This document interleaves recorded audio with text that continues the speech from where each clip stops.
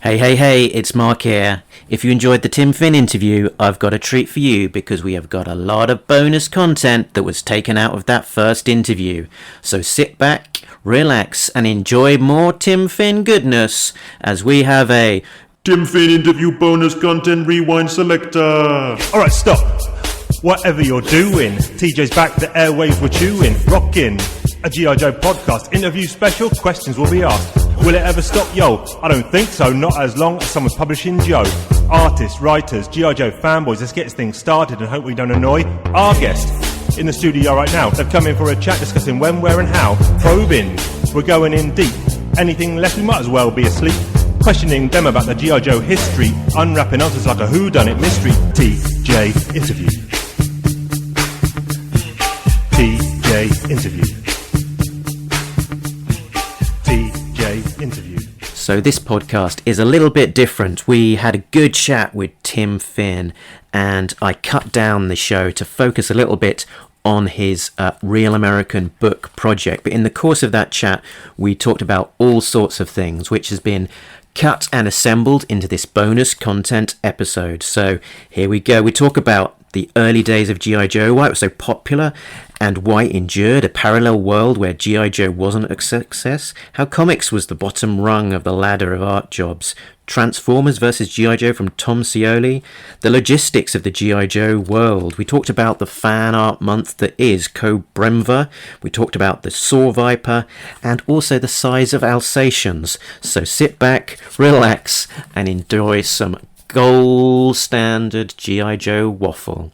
So to reintroduce him, Tim Finn is currently writing the definitive history of the real American hero incarnation of G.I. Joe and documenting his efforts at realamericanbook.com. Tim teaches animation history and drawing at Lesley Art Design. Tim also owns Hub Comics in Somerville, Massachusetts. And to start us out on this little chat, I began by asking Tim about the fact that he described himself as more of a comic and animation guy, but looking at his blog, it is clear that he really knows his stuff about the toys as well. Yeah, I've been trying to remember how I was first exposed to G.I. Joe, and I know what toy my brother, who's 3 years older, got first. But I can't actually remember. It was the Sky Striker. I can't remember if we saw the first 5-part miniseries when it was on, if we saw the rerun a few months later, if we were seeing the ads, but we saw the 1984 miniseries. I actually can't pinpoint precisely when we started buying the toys, but I'm within 3 or 4 months of it. Sure, and I guess it was a confluence of all three being right there front and center, with the comic being the most popular, highest selling comic on the racks, the TV show being in regular syndication and sort of being quite just so incredibly popular, and also the toy line being one of the most popular of the time as well. It's sort of everything coming together in one great successful property at that particular point in time in the mid-80s.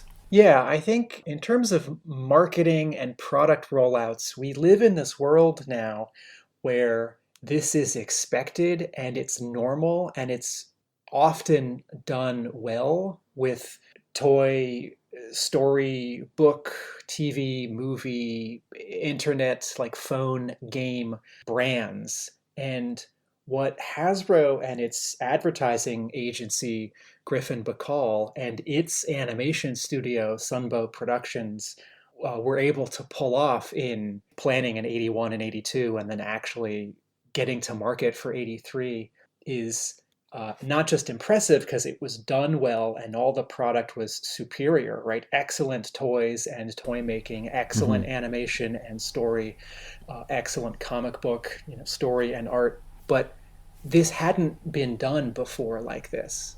When He-Man shows up in 83, there is a toy and there is a show and there is a comic book, but the comic book is, a 3-issue miniseries, and then the comics that come with the toys don't match the story continuity of the show. And I know that with G.I. Joe, the continuities don't match. But the scale of this and the planning is remarkable. And this comes from Hasbro specifically contracting with Marvel, not just to make a comic book, but to make a backstory. And it's important to remember, like the story is so embedded with fans and even pop culture. Like you can say Snake Eyes to someone who's like not a G.I. Joe fan, and maybe they saw one of the two live action movies, or they certainly saw the trailers, right? You can say Snake Eyes and they'll say, oh yeah, he's that like silent ninja guy and he's all in black. And they might know he has an Uzi and a wolf.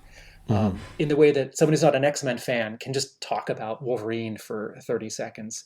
But if you think of just the G.I. Joe toys, which is what sort of the primary product was in 83, the only story that's there is on the back of the packaging. And, you know, of course, that's written by someone at Marvel Comics. And that immediately fleshes out these characters. And that hadn't been done before. You know, action figures before that don't have these, you know, trading cards on the back that you are encouraged to keep. Yeah, there's this parallel universe where in those early meetings they didn't get Marvel involved, and they didn't they didn't have the dossiers on the back and the character names, and they were just called Commando or infantryman or whatever, and they didn't invent an enemy being Cobra. You can't imagine that line lasting nearly as long as being nearly as successful as it was, with all of those other elements coming together to make the property, you know, so much more interesting in terms of the storytelling and bringing the characters to life. I like this idea of a parallel universe, and I actually do think about it regularly. And there's more than one, right? So the G.I. Joe comic book it had the right tone, it was well written, it was well drawn, and it was consistently well written and well drawn. And if you look at Marvel Comics and DC Comics, you can find other series that these two publishers were creating in the 80s that were licensed from toy lines that did not check off those boxes. And so you can, if you squint and turn your head sideways, you can see what G.I. Joe could have been with lesser talents, right? In my history of animation class 2 semesters ago, somehow we had an extra week in the semester, and students had turned in their final essays, and we'd gotten through the syllabus, and we'd sort of checked off the boxes of the timeline of the 20th century. And with this extra week, partly to be selfish, because I like to share G.I. Joe with impressionable 19-year-olds, and partly because you can make an academic argument for G.I. Joe and 1980s cartoons.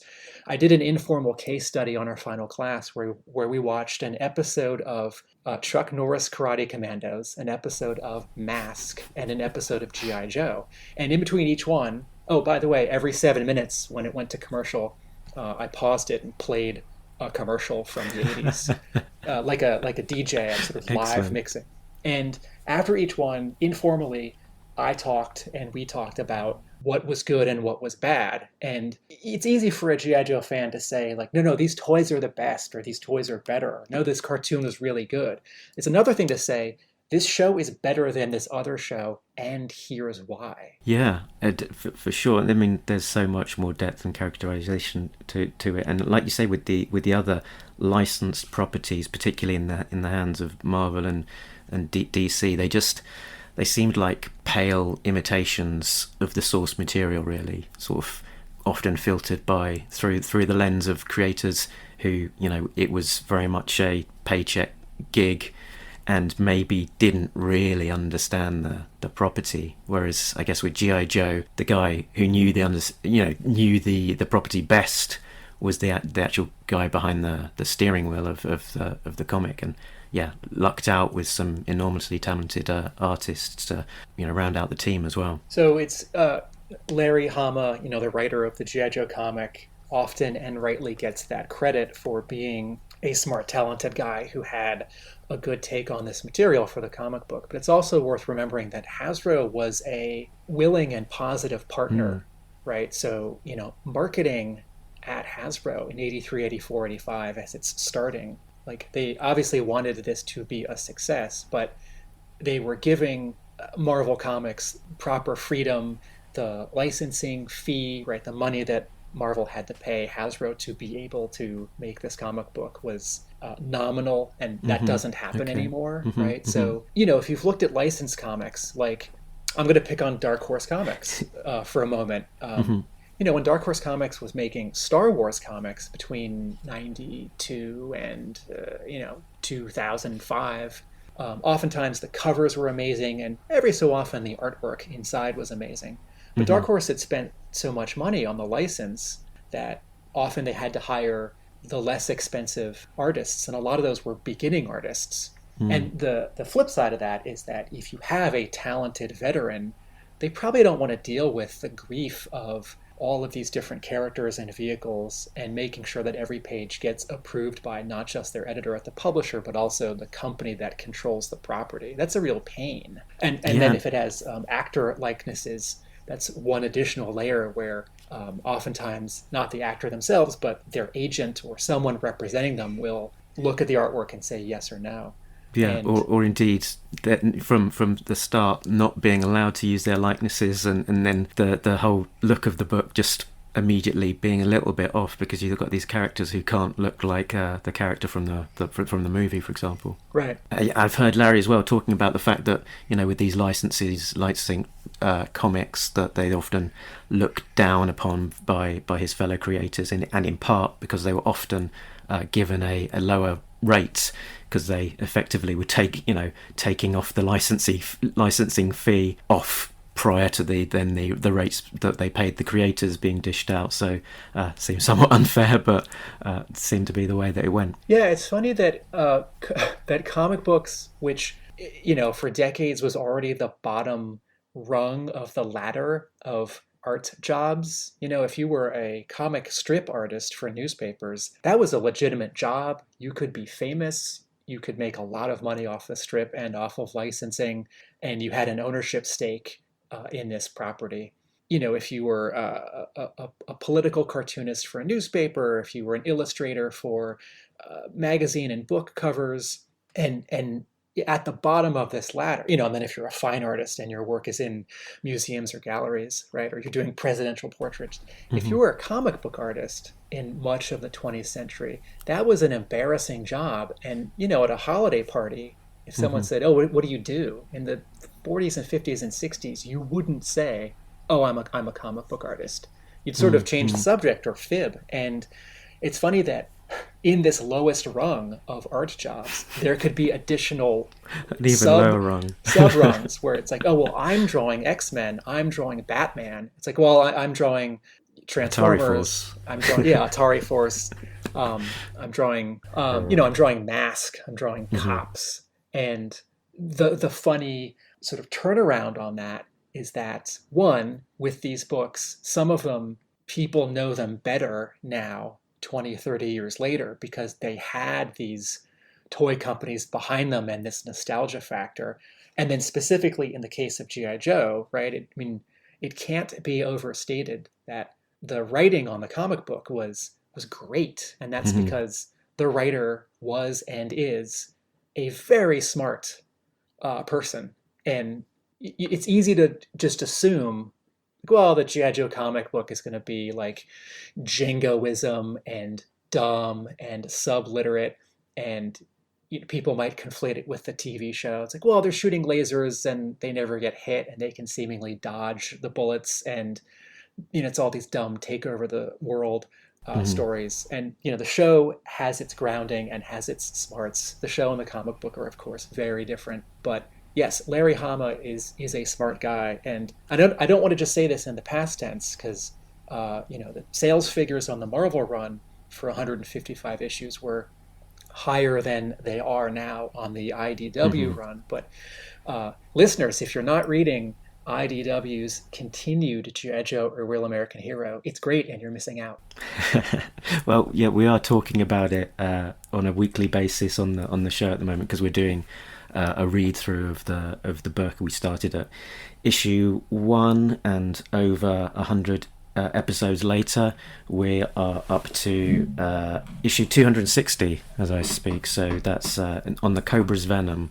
We are almost at present day, and I know, the new book, the IDW era book, it's some people who are very vocal about its positives, and some people who just really don't appreciate it for I guess what it is. And it's got its very strong moments, and then probably some elements that maybe are a little bit more frustrating. I know that a lot of the people that we talk with get a little bit frustrated by, for example, the amount of the time that the Blue Ninja plot takes up in this most recent run. But yeah, I always find something positive about it every time we're looking at an issue, and yeah, particularly some of Larry's dialogue in the over the topness of a character like Dr. Venom is always very enjoyable to read. It's easy to compare current G.I. Joe comics with the original run because that's the most obvious and direct comparison. And I will agree, you can't go home again. It's not the same, right? We're all older. Mm-hmm. Larry's a different writer, different publisher. The economics are different. Artists have moved on. The paper is different. How the book is colored and lettered is different, right? It's printed in a different country. Everything about it is different. Yeah, the adverts. Yes, the advertisements all come in the back because that's how IDW publishes. So there's a different pace to the book, right? Not that a lot of ads in Marvel books in the 80s were necessarily sort of placed for maximum effect, but occasionally, turn a page and you'd have to turn another page to find out what happened. Yeah, but also as a reading it in a more nostalgic bent, you sort of look at those adverts from the 80s and that is quite a distraction. It's sort of like, whoa, that's interesting, and it's sort of you have to read the story. Sort of you kind of have to skip past the adverts and come back to them because they do grab your attention, and that some of those nostalgic twangs. Whereas with the IDW era, it's all at the back, and generally it's for other IDW books that for the most part I'm not reading, so you can pretty much ignore most of the advertising in the book. So it's that's what brings a different dynamic to it as a reader reading the new stuff versus nostalgically reading some of the old issues. There is a parallel, though, because this new series, right? Every so often I sort of scratch my head and I can't believe that the new series has now been running for 10 years. And that's incredible. And even saying that, I think to myself, wait, am I getting this wrong? And then I'll Google it. Like, oh, no. The Free Comic Book Day 155.5 was 2010. And going back 100 issues, there is now a little bit of nostalgia for that, because what IDW was publishing in 2010 was different than what they're publishing now, and IDW is a very different company. I think another helpful comparison, not just current G.I. Joe to old G.I. Joe, is other brands that have come back with the same, let's say, cast, for lack of a better word, right? So I think about the X-Files, right, which had an ending, season 9, what was that, 2002 or 3? And then more than 10 years later, right, there's a season 10 and a season 11. And it's the same, but it's very much not the same. We have all these things where the original writer, it's comics or it's novels or it's TV shows or movies. Bill and Ted Face the Music, right? It's like, it's the same director and writers. And, the manager of my comic book store, whose name is Jesse, and he's great, my manager at my shop, he loves X-Men, he loves Batman, and he's not so interested in sort of remakes or later sequels, right? So he's a big fan of the Tim Burton Batman movies, and he accepts the Joel Schumacher Batman movies. He has not seen the Christopher Nolan trilogy, and he's really not interested in the newer DC Universe Warner Brothers films. And on the one hand, I think that's crazy, because there's still like a 5th grade boy in me that, even if they're bad, like can't believe that there's like another Batman movie, but this time he's going to be old, or this time he's going to be young, or like a Justice League, an utterly compromised Justice League movie, right? It's like, oh, I know this is going to be bad and I don't want to see it, but I have to see this. On the other hand, I very much respect his willingness to say, like, you know what, these 3 new Star Wars movies, they're not for me, even though I'm a Star Wars kid. but I can't accept that point of view for myself because, in the case of G.I. Joe, it's like I'm paying attention to the classified action figures and the retro line, and I'm very much paying attention to the comic book. And if there's any kind of announcement, for TV or movie stuff, I will gobble that up because as much as I like the toys, I'm most interested in G.I. Joe as a vehicle for story. Like what happens, who does what, and how is it that I care about these characters? And the icing on the cake is all these wonderful costumes and color schemes and character specialties. Am I remembering right that I read that you had a conversation with somebody about the latest Transformers film that was coming out, and you were talking about that you're going to go and see it because you thought you wouldn't enjoy it, but you've got this dedication to the franchise. It's and all of the these films, you feel like you have to go and see them, but you somehow mentally released yourself and said, actually, you know what, I'm not going to enjoy this. I'm not looking forward to it. I don't have to.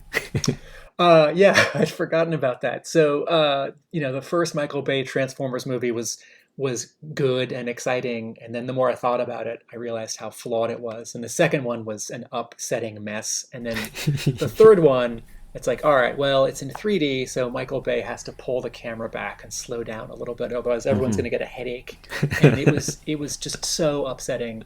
And so a friend of mine, a gentleman named Gary Goggles, oh, that's right. Gary said, no, he'd seen the fourth one. He said, no, don't see it. You're just going to get upset. And as you said, it released me from this. And so sort of my joke is like, all right, Michael Bay and Paramount and DreamWorks, fool me once, shame on you. Fool me 4 times, shame on me. Recently, I watched the trailer for the 5th one, and it was all of these conflicting feelings all over again. Like, well, this scene seems to be going in the right direction. Nope. Yeah, I think I was in the same boat that I gave up after the second or third. I think it was the third that I stopped it. I watched, I think it was number 2 in the cinema, and I fell asleep. It's the only time that I've fallen asleep in the cinema watching a film. It was just like, sort of close my eyes. Oh, they're still fighting in a blurred mess of non-distinguishable metal. Yeah. Some of this is being able to not see the next one is possible because there is also a show running on TV at the time, or an internet animated series. Whereas with something like G.I. Joe, I see a few comments online where someone sees information about the upcoming Snake Eyes film and they say, I don't like these changes. This isn't G.I. Joe to me. I'm not going to see it. They're making a mistake. This boycott this film. And it's slim pickings, with G.I. Joe. So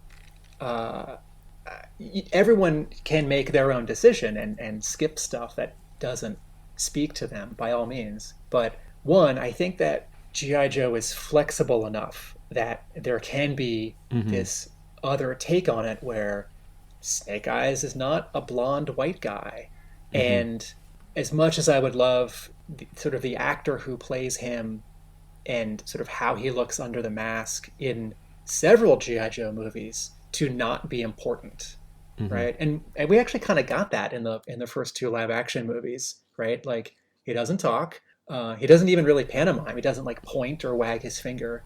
He just looks and then goes and does his awesome thing. And one of the points I was making in my blog recently when I wrote about the first Rob Liefeld Snake Eyes issue, this current miniseries. Excellent writing, by the way.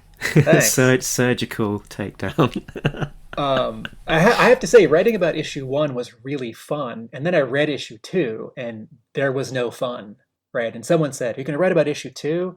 And I thought, no, I've said all I have to say about this, and issue 2 didn't add anything. And then I read issue 3, and I felt again the same way. Like, it's just sort of it's like a candy bar with no caramel or nuts in the middle. It's like I take a bite and the chocolate sort of shatters because it was a chocolate force field around nothing. But the point I was trying to make in that blog post is that G.I. Joe is flexible enough that it can have all of these versions.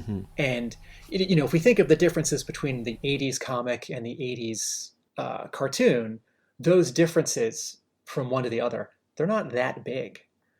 When you get to something like Tom Scioli's Transformers versus G.I. Joe 12-issue miniseries, like that comic is nuts. And Sure is. like the question you can ask yourself is, who is this for, right? Like Star Wars episode 7, right? Like Force Awakens, who is this for? It's like, well, this is if I had kids. This is my kid for my kids. This is also very much for me, and it actually can't decide who it is for, and it probably should be more for me or more for them. And I think its weakness is that it tries to do both. But Transformers versus G.I. Joe, okay, well, it's not actually for Transformers fans because it's so weird. It's certainly not for G.I. Joe fans because it's too weird for G.I. Joe fans. And I don't mean that as an insult.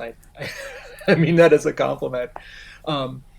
It's for this like minority of a minority. It's for like indie comics fans and like Tom Scioli fans who have read his like exciting Jack Kirby cosmic pastiches. It's like, okay, if you read Godland, if you read American Barbarian, you're going to like this. And I think it's actually better.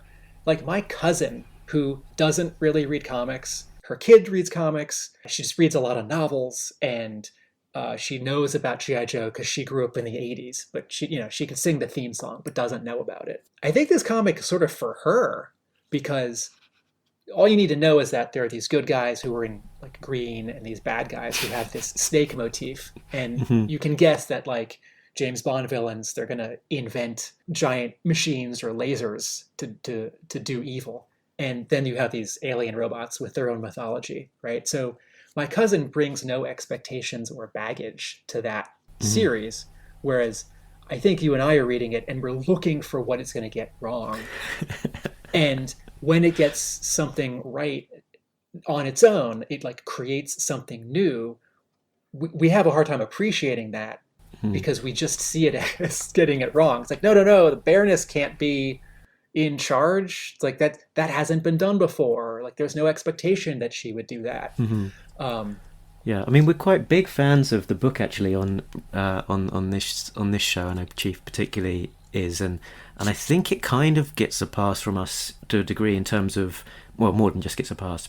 It's kind of because from the outset, it sort of makes its stake really that, okay, guys, this is going to be completely nuts. We're going to turn up everything to 11 and just throw everything against the wall and prepare for some real weirdness, rather than it necessarily trying to be truly faithful to something that we recognize. It's like that uncanny valley where you're getting something that's close, but something about it is a bit off. Whereas with the Scioli book, it's just so amplified that it's can only be really its own thing, and you don't necessarily have to worry about its faithfulness to any other kind of characterization or interpretation that you've seen of these characters anywhere else. I should say I love that series, and I'm glad that you and some of your listeners appreciate it too. Yeah, if you're looking for the military realism, though, it's probably not the book for you. Yeah, and like I have to remind myself that with Larry Hama's G.I. Joe, the military realism, it's not there as often as I think it is. The book is grounded, which is different than realistic. Yeah, And I get that. in grounded, it's convincing. It has internal rules and it follows them. Like how often is there a moment where someone's like running up to a wall or a tank, and then someone says, "We can't traverse our turret down to shoot these people." How often? What I mean is that comes up a couple times in the series, and I always think this would never happen in a Punisher comic book, an X-Men comic book, and this actually probably wouldn't happen in a lot of sort of authentic war comics. And I think some of the difference is that Larry Hama was in the military. Some of it is that he's doing his research and he's widely read. And, like I really love the war comics of Garth Ennis. Mm-hmm. And he does them for a variety of publishers. He even does them for Marvel, even though Marvel's not interested in publishing war comics. But if it can end up being a Punisher story or a Nick Fury story or like a copyright renewal on War is Hell, and his stuff is very much about character, but he also, from my point of view, gets the action right. Oh yeah. Larry said something interesting to me when I interviewed him for my book years ago. And I think we were talking about just sort of generally like Avengers and Daredevil and Batman, like action comics. And he said, a lot of guys who write comics haven't actually ever been in a fight. Mm-hmm. And I think he meant a fist fight, like we're getting mugged. And he said, and you can tell, I think about the things that I get from a Larry Hama G.I. Joe story, which I don't get from other comics. And one of them is a point that I made in this blog post a couple days ago. I guess it's more than a week ago, this Mark Bright page from issue 35, where it's Clutch and Rock and Roll and someone else in a like 1950s car driving on the highway. Mm-hmm. And this is not a scene you would ever see in an X-Men comic. And, the Punisher has a van, but there is no focus. And I know a solo book is different than a team book, but there's no focus on actually loading up a van or getting from point A to point B. And it's exciting in superhero comics that we can have this shorthand where they can go from like the moon to, New York, where the X-Men mansion is, or Genosha or Madripoor, because they can teleport or they have this fancy jet. And I sort of even forget now how it's explained in X-Men comics. It's like Xavier's rich. I don't mean right now. I don't mean in the Jonathan Hickman run. This is explained. Yeah. I mean in the 40 years before this. Like Angel is rich, or Xavier's rich, or Moira McTaggart's rich, or something. Whatever. Yeah. They have a mansion. They have a jet. And every time the mansion or the jet blows up, they have another one.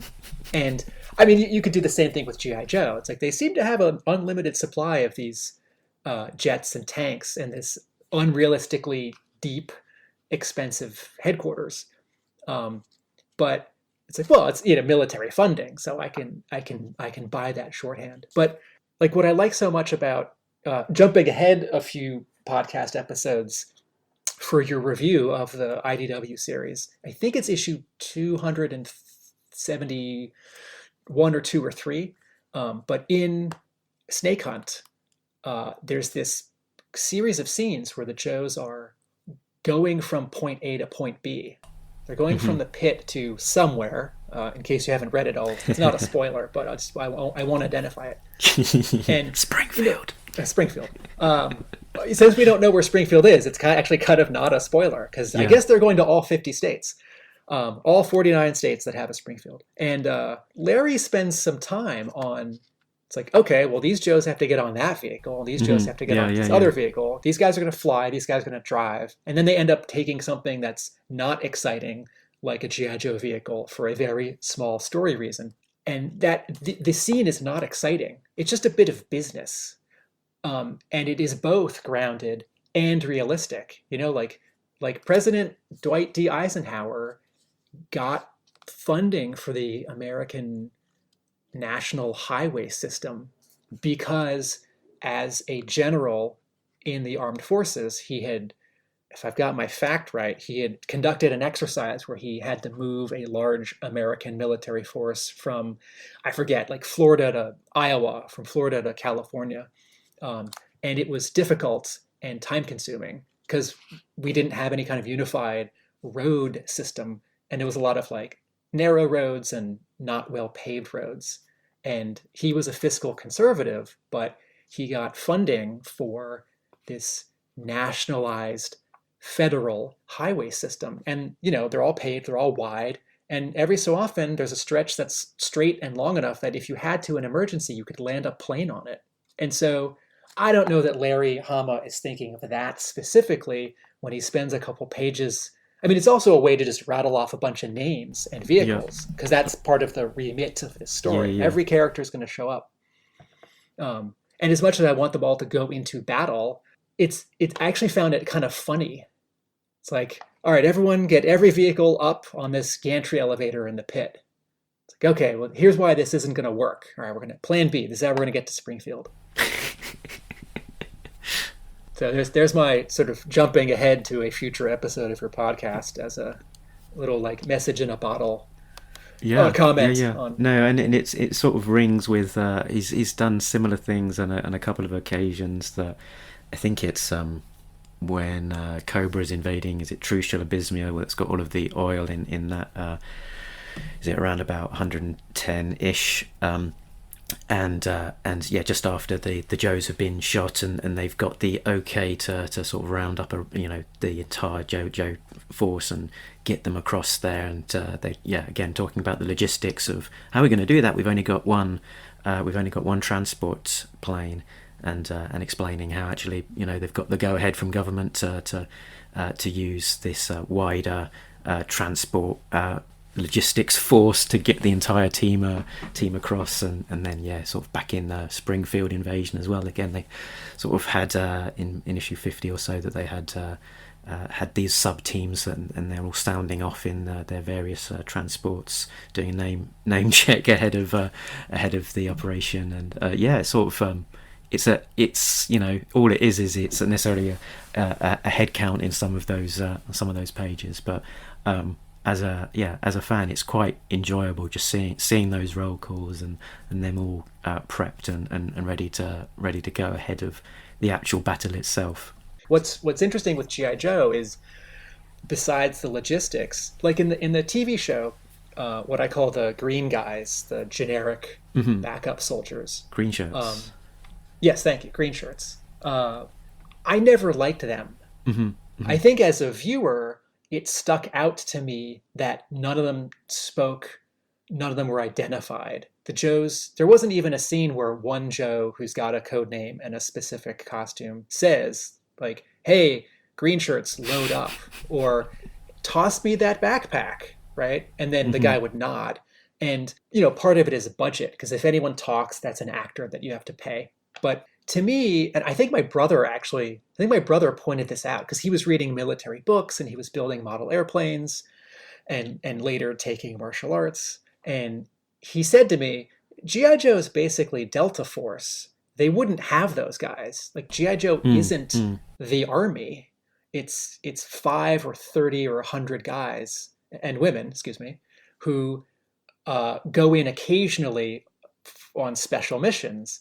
And I think this was his idea, or I took that idea from him and ran with it. I feel like each of the G.I. Joe vehicles, there's probably only one or two. Yeah. And I just rewatched Cold Shoulder, one of the Deke episodes from what everyone calls Series 2, Season 1, but I actually call Season 3. Sergeant Slaughter's in it, Stretcher. 5 Joes go on a rescue mission. Cobra Commander has a cold. He's sneezing. It's really embarrassing.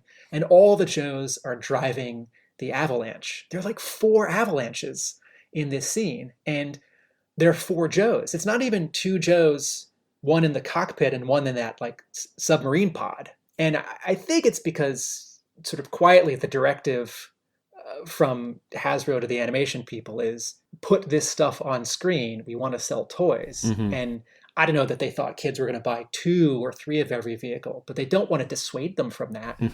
And certainly if you had more than one, or if you had a friend or a sibling and you had an extra vehicle, my brother and I each had a Stinger, and that made Cobra that much more impressive, because Cobra really would have 30 or 500 of those. It was pointed out to me the other day by somebody that in the package art for the Rattler, very quietly in the background is a second Rattler, which I guess shows a different angle to the plane, but also sort of plants the seed that there could be more than one of these out there, and more than one in your own personal collection.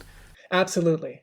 I don't know how big Cobra is in the comic book and the cartoon. I don't know how big, sort of, quote, realistically, Cobra should be in these 2 stories, but it is bigger than G.I. Joe. It is global. And one of the things that I love the idea of that comes from the toy is that you'd have all these specialized Vipers. And it was a bummer on the TV show when Crimson Guardsmen were just in a battle the same way that Cobra soldiers and officers or Vipers were. Yeah. It's like, no, that's not what they would do. And the file card says so. And also, just looking at their costume, like these guys are fancy. They're not going to be out in the mud, like running over broken rocks and broken glass. So that moment in the movie, the animated movie, when Serpentor steals himself on his throne and those two Crimson Guardsmen face the camera and they cross their bayonets and they're sort of the final guard. That little moment is, one, so awesome, and two, undoes some of this damage is too strong a word, but sort of this inaccuracy of what the show had been doing for 2 years, where the Crimson Guardsmen are just interchangeable with any other troop. Yeah. Yeah, but I love this idea that I don't know how many Techno Vipers there are worldwide. Oh, and Larry Hama has done this a little bit in the comic where there'll be a squad. It's like one Frag Viper, one Heat Viper, one Night Viper, one Techno Viper, right? And I think that's actually what you'd have. You'd have a bunch of 5 or 10 or 30 regular Vipers. Sure. Or 30. This happens a little bit in when Cobra invades Millville during the Mark Bright run around issue 100 and 101, where it's like Alley Vipers, Frag Vipers, and Heat Vipers are taking the city. And like, Alley Vipers are like evil SWAT. So they would be frontline, and they have their shields to like bump into people and push them out of the way. But like, I'd love a story in the comics or in the cartoon where it's like, okay, what is a Techno Viper doing? Because he's not out in the battlefield in great numbers. There's going to be one Techno Viper in each squad or platoon, but it's like, where are the 50 Techno Vipers back at base who are like fixing things, and then one of them gets called up? Like I'd love a story with just Rock Vipers going up and down a mountain, and maybe there's like one Heat Viper with them, and he's complaining because he's not quite meant for this. But when they get to the top of the mountain, he's going to fire off one of his rockets. Meanwhile, on the other side of the mountain is Hit and Run and Alpine, and it's fun imagining this story. Cobrember, if you follow artists on the internet, there's this meme or phenomenon called Inktober, which is the word ink, I-N-K, and October. Every day in October, people who like to draw something in ink. These are black and white drawings. And each day of October, there's a word that represents a theme. And it's just a fun exercise to get you drawing and sharing. And it's all sort of spooky. And I don't know who, but someone very smart a couple years ago took that and ran with it. And so there's this phenomenon in November called Jovember, where every day in November, if you like to draw, you draw a G.I. Joe character. And I have wanted to take part, but November's during the fall semester, and it's a commitment, it's an hour or two every day. And I would be too embarrassed that I would do half of it and then get too busy, and I would just fail Jovember. But I have a bunch of small creative projects that have been percolating, sort of coming to the surface this month, and I thought I'll go whole hog. So we're doing some promotion for my store, and I've been delinquent on my blog, and I wanted to come back to it. And I thought, oh, what if I don't want to draw Joes, I'm going to draw Cobra, because the color schemes are so much more exciting, and it's fun to draw the less well-known Cobra guys. Like it's not easy to draw Storm Shadow and Destro and the Baroness, but it's definitely something that a lot of people do. But who draws the Secto Viper? So, could I get some eyeballs on my slice of the internet if I not just drew like sexy Baroness or like badass Storm Shadow, but like the Secto Viper? Maybe someone who's not a G.I. Joe fan is just going to like that because it's this weird like 1950s sci-fi underwater guy. So I took the word December and the word Cobra and I mushed them together. And the idea is every day in December, I'm drawing and posting a drawing of someone in Cobra. And I'm mostly focusing on Vipers. And it's really fun. It's also hard. And it has caught on, and a few other people are doing it. And so I encourage your listeners to, on Instagram and Facebook, search for the hashtag Cobrember, and follow my Instagram, which is A Real American Book, Okay, so that's where they'll find it, on the Real American Book Instagram. Yeah, and then in January I'll put them over on my blog, which, as you said, is therealamericanbook.com. I feel like I might be slightly confusing things because for the moment my Instagram is fan art, whereas my blog is very much about sort of essays on GI Joe or art and artifacts that won't fit in my book as a way to tease the book. So I don't want to confuse the two things. But after December, my Instagram will just be what the blog is. And speaking of some of the more fringe Cobra troops with the crazy colours and designs, like for example the Saw Viper, in its sort of bright, it's a pinky purple, green visor, and in terms of design, sort of like the thigh high boots, whatever it is, it's all a bit, a few elements there that are quite out there, but something about it that can still work in a toy form, and its comic book representation as being, one of the most fearsome cobras of all. Not to say it's necessarily my favourite toy, but somehow I think it still works. I'm still angry at the Saw Viper. I look at the toy and I just think of those panels in the comic where he's laughing as he's about to, and then kills some Joes. And none of those characters who died were my favorites, but it's like Darth Vader. I feel like maybe other people feel differently, but sort of your initial reaction to Darth Vader when you saw that first movie, let's say you're about my age, our age, in late 70s, early 80s, and he's such a cool, scary villain, and he threatens people, and he chokes that guy. But so much of that feeling is gone now because he's so familiar, right? We see him at Disney World, and he's got his own comic where he's sort of the hero, and we've seen his backstory, and it's tragic. Saw Viper, I look at the toy, and I don't quite shudder, and I don't frown, but I still have a very, very small visceral reaction, like, oh my God, it's that guy. He killed those guys. So I guess it worked. The design and the fiction. Like, congratulations, Hasbro and Marvel. I'm still a little upset about that. Oh my issue. God! They killed Quick Kick, you bastards! Yeah, it's. I was reading it that very issue with my boy who's 9, and we just got to that point in the story, and it somewhat upset him. He was, I think, not quite prepared for the, I guess, dramatic change in that, as a, I guess, plot device, would you call it, that you sort of you're not eased into it. It comes somewhat out of nowhere as a sudden left turn to the tone of the book. Yeah, I had when I was actually writing that paragraph in my book, I thought, I think this needs a quote from Larry Hama. So I emailed him sort of just 15 years later, like, interview follow up. What was your decision making? And I had this quote in the book, and he says, I don't like to kill characters in books. It was a way to take several characters off the board in an overcrowded book, right? And my response to that would be, it's like, well, I mean, the book's always been overcrowded, and it seems like the way previously to remove characters was just to sort of not show them.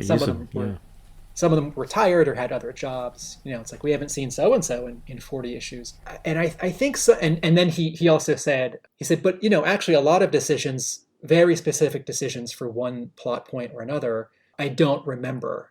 And that's totally fair because it was many years ago. And, he was editing and writing several books and had a family, and, his band was playing several nights a week. It's like, do you remember why you picked those shoes in 1992? Right? It's like, because I liked them. It's like, no, tell me more.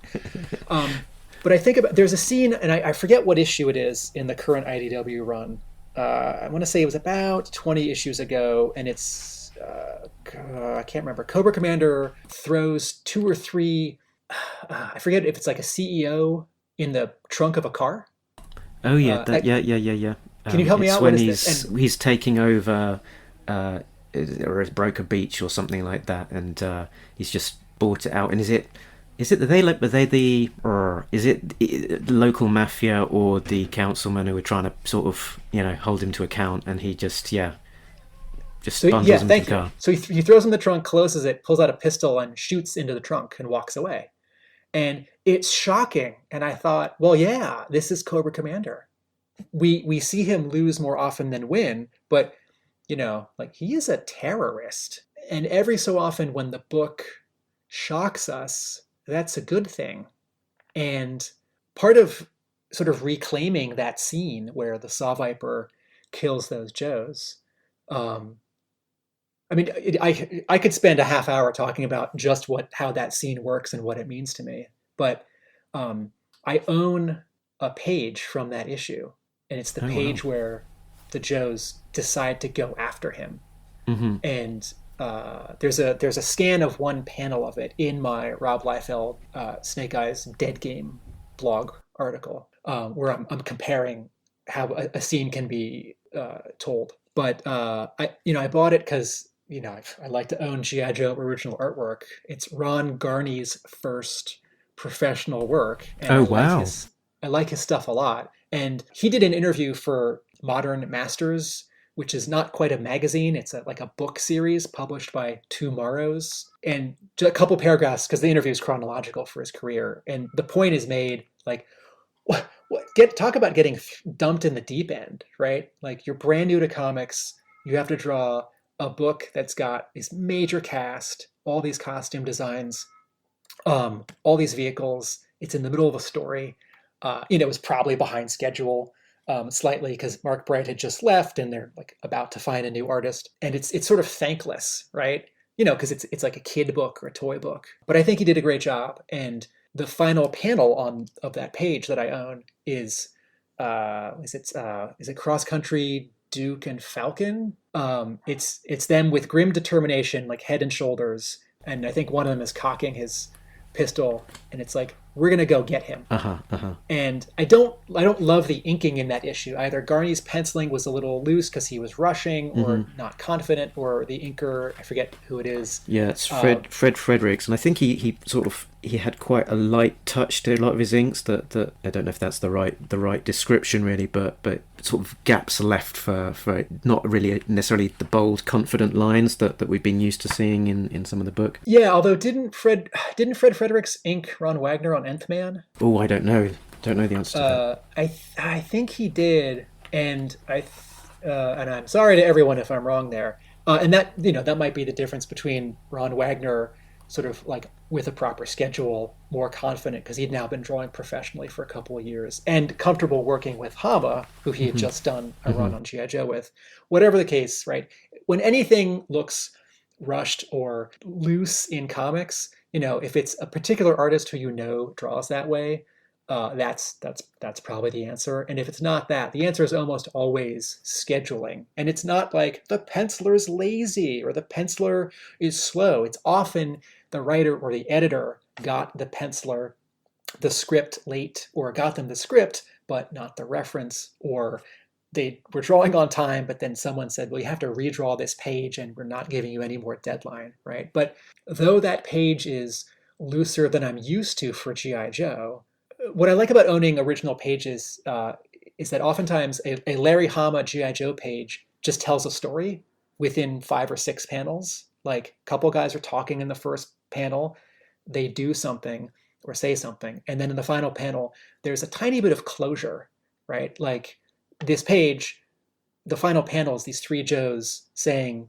let's go get him. And even though clearly this is not the end of the issue, and then they do go get him, and it's off screen or off panel, right? Like when they actually do it, what's so amazing is that Hama doesn't give us the satisfaction of seeing the Joes take revenge on this terrible villain.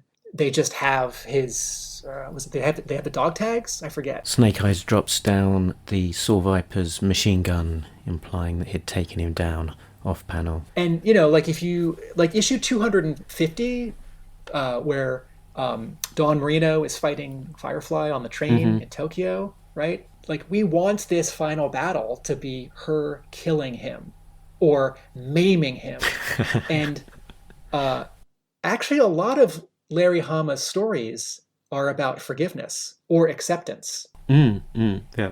And in a book like G.I. Joe, we don't think that that's what's like where they're going to blow up Cobra, right? They're going to blow up the base and like throw Cobra Commander in jail. Sometimes I think about the final line in G.I. Joe Retaliation, where Dwayne The Rock Johnson as Roadblock like points his pistol up in the air after his little at the award ceremony, right? Like 2 in the chamber, 1 for Cobra Commander, and then I think he fires it, and then the movie ends, right? Cuts to credits, and that's cool and it's badass.